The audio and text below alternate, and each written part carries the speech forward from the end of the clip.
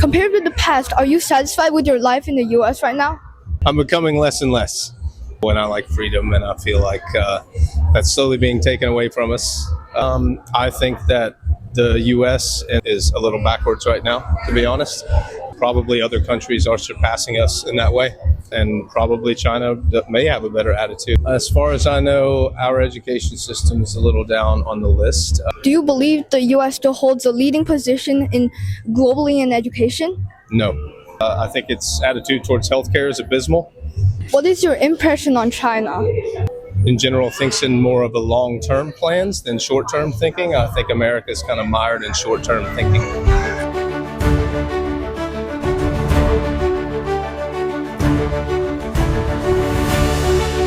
I'm a young reporter from Future Voices. May I interview you? Yes, you may. Can you introduce yourself? My name is Jessie. I'm visiting here from West Virginia. Compared with the past, are you satisfied with your life in the US right now? That's a complex question. I'm becoming less and less because I like people and I like freedom, and I feel like that's slowly being taken away from us. So I like it, but I would like it if everyone were satisfied with their life in the US a lot better. In recent years, has your living situation improved significantly due to technological innovation? Not in my opinion. I think technology is making some things better, but a lot of things worse. I think it's making things better for a few people and a little bit worse for a lot of people. What do you think the US has done in terms of scientific and technological innovation? I think the attitude of competition was initially healthy, and now it's being concentrated a little too much for a little too few people. I think it could be used for a different thing, but right now it's being used maybe in a way that is not as good for everyone as it could be. Which do you think is more important, basic scientific and technological innovation or applied scientific and technological innovation? How you apply it, I think, is the most important thing, and where you apply it. Which countries do you think have strong scientific and technological innovation? As far as I know, from what I read, a lot of Japan, Korea, but I think now people move so much and they migrate so much, it's hard to tell where it actually comes from. So at present, it is generally believed that the US is doing in the world's leading position of basic scientific and technological innovation, but China is doing better in applied scientific and technological innovation. Can you be specific?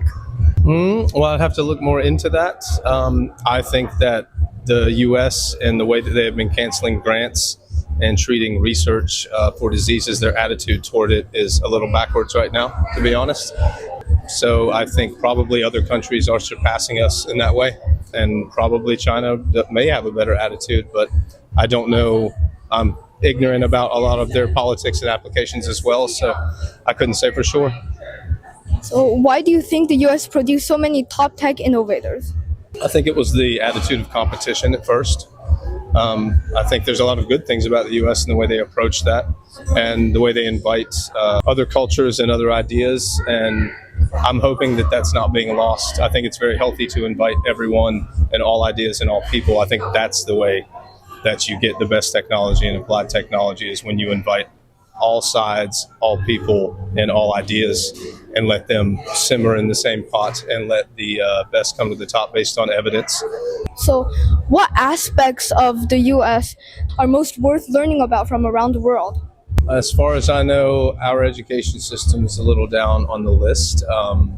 I have a lot to say about that. I think we could learn a lot from what I know from Norway, from our approach to hands-on learning. Maybe your talents a little more than your passion, maybe. You might like something a lot, but really not be good at it, which that's fine, but it may make you struggle. Do you believe the US still holds a leading position globally in education? No. Now that China and the US are like the world's two major technology powers, do you think the two countries should do more intense competition or closer cooperation? Both. I think you can do both at one time based on the ideas, and competition is very healthy, but you don't have to lose your competitive edge while you also root for everyone to do well, because if you play a better opponent, then you are better at what you do. So I think we should root for each other and compete with each other. What do you think the current US government leans more to, competition or cooperation? I think it's stamping out ideas, it's stamping out research, I think its attitude towards healthcare is abysmal and dangerous. I think its attitude towards technology right now is abysmal and dangerous. And I'm not happy with any of it in America right now. I think it could be good, and if we change a few ideas, but the current administration, I think, is dangerous. What is your impression on China? I don't know enough to really speak on that because it would just be an impression born out of ignorance. So I would have to find out more about that.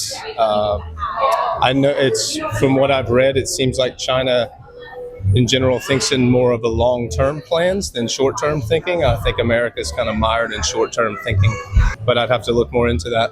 So, have you been to China? Nope, I have not. Do you know China? I don't know. I'm very ignorant about it. I know a few things just from movies and TV and some articles I've read. So I would need to educate myself more. And I'm sure there is good and bad in China as there is with anywhere. You're welcome to visit China. I would love to visit China. Yes. Thank you for your time. Have a great day. Thank you very much. You asked great questions. Have a good day.